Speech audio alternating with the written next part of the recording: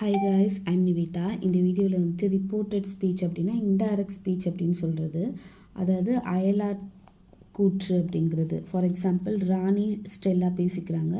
How are you அப்படின்னு ராணி கேட்குறா. அதுக்கு ஸ்டெல்லா வந்து ஐ எம் ஃபைன் அப்படின்னு சொல்கிறா. ஓகேவா? இது ஃபர்ஸ்ட் பர்சன், செகண்ட் பர்சன் வரும்.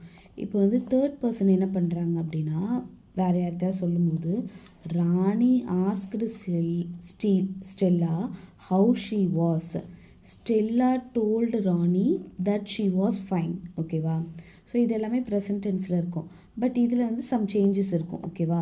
How she was, Rani told that she was fine. So அந்த மாதிரி சில சேஞ்சஸ் இருக்கும். ஸோ அந்த ரூல்ஸ் ரெகுலேஷன்ஸ் எல்லாமே இருக்கும். ஓகேவா? இந்த மாதிரி ரிப்போர்ட் பண்ணுறது.